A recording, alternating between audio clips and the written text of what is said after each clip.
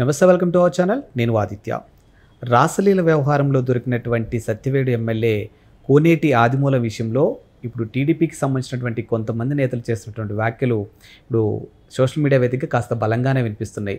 Because వైఎస్ఆర్సీపీకి సంబంధించినటువంటి పార్టీకి సంబంధించినటువంటి నేతల విషయంలో ఆ డిఎన్ఏ అంటేనే ఇప్పుడు భయపడే పరిస్థితులు మనకి ఇక్కడ తెలుస్తున్నాయంటూ సోషల్ మీడియా వేదికగా వినిపిస్తున్నాయి. మరి ఈ అంశం గురించి డిస్కస్ చేయడానికి ప్రస్తుతానికి మనతో పాటు స్టూడియోలో ఉన్నారు ప్రముఖ పొలిటికల్ అనలిస్ట్ అలాగే సీనియర్ జర్నలిస్ట్ సిఎస్ రావు గారు. సో సార్ని అడిగి మరిన్ని విషయాలు తెలుసుకున్నాం. సార్ నమస్కారం. సార్ నమస్తే సార్. రాసలీల వ్యవహారంలో దొరికినటువంటి కోనేటి ఆదిమూలం ఎవరైతే ఉన్నారో ఆయనకి సంబంధించిన అంశాలు ఇప్పుడు టీడీపీ నేతలు మాట్లాడుతుంది ఏంటంటే వైఎస్ఆర్సీపీకి సంబంధించిన డిఎన్ఏ అంటేనే భయపడే పరిస్థితులు వచ్చాయన్నట్టుగా మాట్లాడుతున్నారు. బికాజ్ రీజన్స్ ఏవైనా ఉండొచ్చు. ఎందుకంటే గతంలో వైఎస్ఆర్సీపీకి సంబంధించినటువంటి నేతల వీడియోలు చాలా బయటకు రావడం జరిగింది. మరి వాటన్నిటిని దృష్టిలో పెట్టుకుని వారు ఈరోజు ఆ డిఎన్ఏ టాపిక్ తేవడం జరిగిందంటారా? ఇప్పుడు ఆదిమూలం, కోనేటి ఆదిమూలం ఇతను బేస్ ఏంటి? కాంగ్రెస్ స్టార్టింగ్లో ఫస్ట్ బిగినింగ్స్ కాంగ్రెస్లో ఉన్నాడు. తర్వాత కాంగ్రెస్ నుంచి ఆయన సర్పంచ్కి గెలిచాడు. ఆ సర్పంచ్ నుంచి జడ్పీటీసీగా గెలిచాడు. ఆ తర్వాత తెలుగుదేశం పార్టీలోకి వచ్చారు. తెలుగుదేశం పార్టీలోకి వచ్చిన తర్వాత ఆయన ఆల్మోస్ట్ 2014లో పోటీ చేశాడు. సచివేట్ నుంచి పోటీ చేసి ఓడిపోయారు. తర్వాత వైఎస్ఆర్ కాంగ్రెస్ పార్టీలోకి వెళ్ళారు. తమ్మలపల్లి ఇది గెలిచినట్టున్నాడు 2019లో. తర్వాత అక్కడ టికెట్ ఇవ్వడానికి మళ్ళీ 2024 ఎన్నికలకు వచ్చేటప్పటికి తెలుగుదేశం పార్టీలకు వచ్చాడు. తెలుగుదేశం పార్టీ నుంచి పోటీ చేశాడు. సచివేట్లో ఎమ్మెల్యేకి గెలిచాడు. అంటే ఈయన మూలాలు ఎక్కడున్నాయి? మేజర్గా వైఎస్ఆర్ కాంగ్రెస్ పార్టీలో ఉన్నాయి. వైఎస్ఆర్ కాంగ్రెస్ పార్టీ నుంచి ఎన్నికల ముందు 2024 ఎన్నికల ముందు వచ్చాడు ఆయన. ఈయన రావడం అనేది తెలుగుదేశం పార్టీలో ఉన్నటువంటి వాళ్ళకి చాలామందికి ఇష్టం లేదు. అయినా కానీ మరి అధిష్టాన నిర్ణయం ఎవరు కాదనలేరు, తీసుకున్నాడు, వచ్చాడు, గెలిచాడు, ఎమ్మెల్యే అయ్యాడు. సీన్ కట్ చేస్తే ఆయన చేసింది ఏంది? రాసలీల వీడియోలో దొరికాడు ఆయన. ఆయన వయసు ఎంత? 52లో ఆయన పుట్టింది. 52 అంటే 73 74 ఆయన ఏజ్ ఉంటుంది. ఈ ఏజ్లో ఆయన రాసలీల వ్యవహారం బయటపడింది. అక్కడ లేడీయే డైరెక్ట్గా వచ్చి ఆ వీడియోలన్నీ చూపించి ఈయన హోటల్కి రమ్మని చెప్పి లైంగికంగా వేధించాడు.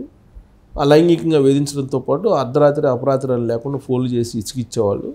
అది తన భర్త చూసిన తర్వాత ఆ భర్త ఇలా చేస్తున్నాడని చెప్పి తెలుసుకొని ఆ తర్వాత అతన్ని మళ్ళీ హోటల్కి రమ్మంటే మళ్ళీ వెళ్ళిన తర్వాత పెన్ కెమెరాతోటి మొత్తం షూట్ చేసాము. ఇవన్నీ కూడా తెలుగుదేశం పార్టీ అధినేత చంద్రబాబు నాయుడికి పంపించాము అని చెప్పి ఆ లెటర్ కూడా మీడియా ముందు పెట్టారు ఆవిడ లేడీ. దాంతో ఈయన భాగవతం మొత్తం బయటపడింది. బయటపడిన తర్వాత ఇది కేవలం కోనేటి ఆదిమూలం ఎమ్మెల్యే అనేది కాదు కదా. ఏ party MLA? Telugu Desam party MLA. Telugu Desam పార్టీకి ఒక బ్లాక్ స్పాటే కదా.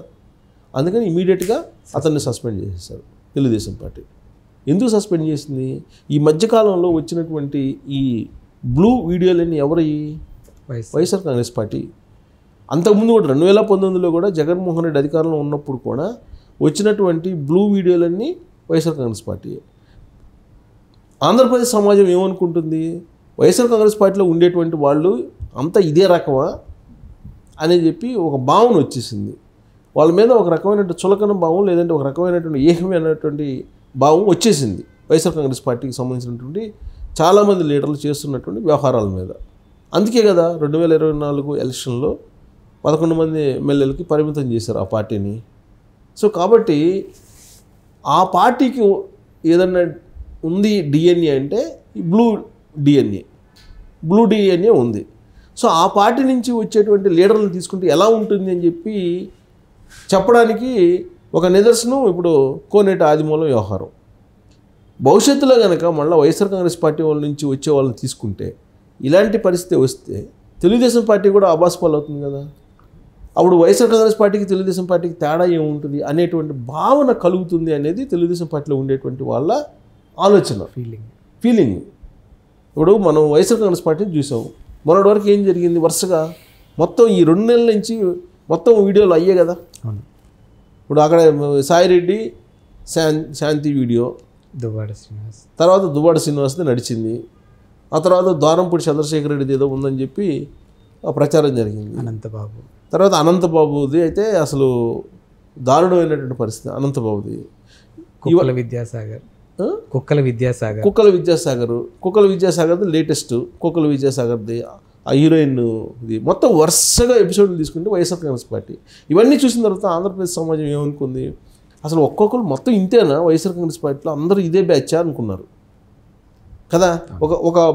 ఒక సాలిడ్ ఇన్ఫర్మేషన్, సాలిడ్ ఒపీనియన్కి వచ్చేసారు.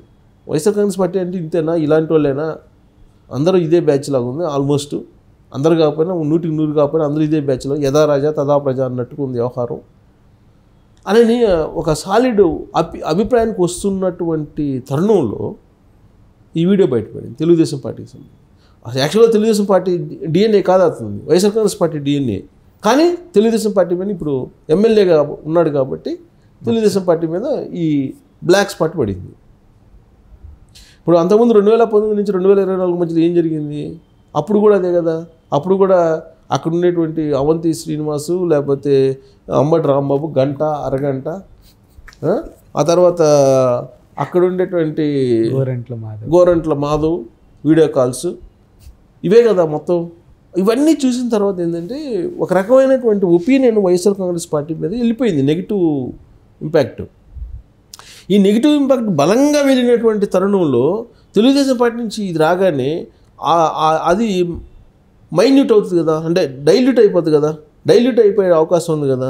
సో అది డైల్యూట్ అయిపోయే అవకాశం కల్పించాడు కాబట్టి ఇమీడియట్గా ఇతని మీద సస్పెండ్ వేటేశారు. ఇప్పుడు సస్పెండ్ వేటు అనంతబాబు మీద సస్పెండ్ వేటేశాడా వైఎస్ఆర్ కాంగ్రెస్ పార్టీ వాళ్ళు, ఇలా. తర్వాత దువ్వాడ శ్రీనివాస్ మీద సస్పెండ్ వేటేశారా, ఇలా. సాయిరెడ్డి మీద వేశారా, ఇలా. ఇప్పుడు లేటెస్ట్గా వచ్చిన కుక్కల విద్యాసాగర్ మీద సస్పెండ్ వేటేశారా, ఇలా. కానీ తెలుగుదేశం పార్టీ మాత్రం సీరియస్గా తీసుకుంది. ఎందుకు తీసుకుంది, తెలుగుదేశం పార్టీ సంస్కృతి అది కాదు, తెలుగుదేశం పార్టీలో అలాంటి లీడర్లకు స్థానం లేదు అని చెప్పడానికి సమాజానికి ఇలాంటి సస్పెండ్ చేసింది. సో ఇలాంటి తరుణంలో మళ్ళీ వైఎస్ఆర్ కాంగ్రెస్ పార్టీ నుంచి మళ్ళీ కొత్తగా ఇప్పుడు తెలుగుదేశం పార్టీ రావడానికి చాలామంది ప్రయత్నం చేస్తున్నారు. చాలామంది ఇప్పుడు తెలుగుదేశం పార్టీలోకి వైఎస్ఆర్ కాంగ్రెస్ పార్టీ నుంచి రావడానికి అనేక మంది ప్రయత్నం చేస్తున్నారు. ఇప్పుడు వాళ్ళందరినీ తీసుకుంటే రాబోయేటువంటి పరిస్థితుల్లో ఏంటి, కోనేటి ఆదిమూలం పరిస్థితిలాగా ఇంకొక 1-2 ఇన్సిడెంట్లు వస్తే అప్పుడు పార్టీ పరిస్థితి ఏంటి అనేటువంటి ఆందోళన తెలుగుదేశం పార్టీలో మొదటి నుంచి ఉన్నటువంటి వాళ్ళ మనసులో ఉంది. కాబట్టి తెలుగుదేశం పార్టీ అధిష్టానం కూడా వైఎస్ఆర్ కాంగ్రెస్ పార్టీ నుంచి వచ్చేటువంటి వాళ్ళని తీసుకునేటప్పుడు 1కి 10 సార్లు ఆలోచించాలి అనేది ఆ పార్టీలో ఉండేటువంటి వాళ్ళ యొక్క అభిప్రాయము, విజ్ఞప్తి, అలాగే వాళ్ళ కోరిక కూడా.